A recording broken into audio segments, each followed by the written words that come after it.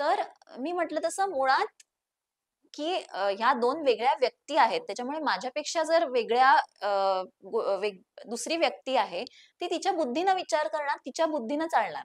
मला दरवेळेला पटेलच ती गोष्ट असं नाही. पण we can agree to disagree. मतभिन्नता असू शकते. पण त्याचा परिणाम तुमच्या नात्यावर व्हायला पाहिजे किंवा तुमचं प्रेम कमी व्हायला पाहिजे किंवा प्रेम नष्ट व्हायला पाहिजे असं निश्चित नाही. तर तेवढी मॅच्युरिटी लागते, तेवढी प्रगल्भता लागते विचारांची, बरोबर? त्याचबरोबर महत्त्वाची गोष्ट अशी आहे, मी म्हटलं तसं कम्युनिकेशन. गोष्टी खूप लहान असतात.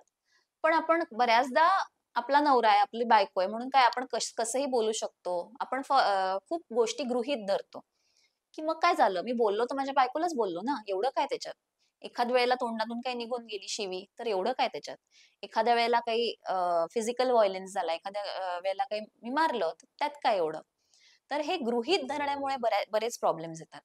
कारण आपण त्यावेळेला आपल्या बाजूने विचार करतो. समोरच्यावर त्याचा काय परिणाम होतो, ह्याचा विचारच आपण करत नाही.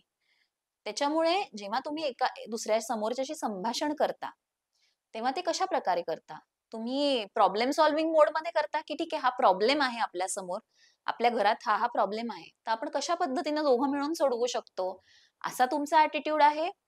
का तुम्ही सगळं समोरच्यावर ब्लेम करता? तू असं करतोस ना, तू लेट येतो ना म्हणूनच आपल्याला दरवेळेला असं होतं किंवा तू हे करतोस म्हणूनच हे असं होतं. तर जेव्हा तुम्ही ब्लेम करायला लागता समोरच्याला, तेव्हा काय होतं, समोरचा पण डिफेन्सिव्हवर जातो. तो तुमचा पॉइंट किती बरोबर असेल, तरी त्याच्यापर्यंत तो पोहोचू शकत नाही. कारण तुम्ही रागा-रागात बोलत असता. तुम्ही त्याला ब्लेम करत असता. त्याच्यामुळे पॉइंट जरी बरोबर असेल, तरी समोरचा काय म्हणतो, "नाही, नाही, माझ्यामुळे नाही. सगळं होतं जे काही ते तुझ्यामुळे होतं." आणि ते सगळं पूर्ण संभाषण असतं ते एका प्रकारे टँजंटला जातं. मुद्दा राहतो बाजूलाच आणि भलत्याच गोष्टींवर मग सगळं जुन्या-जुन्या गोष्टी काढतात लोकं, की तेव्हा तू असं केलं होतंस, तेव्हा तू तसं केलं होतंस. सगळ्या जुन्या-जुन्या गोष्टी बाहेर निघतात आणि त्याच्यामुळे वाद वाढतात.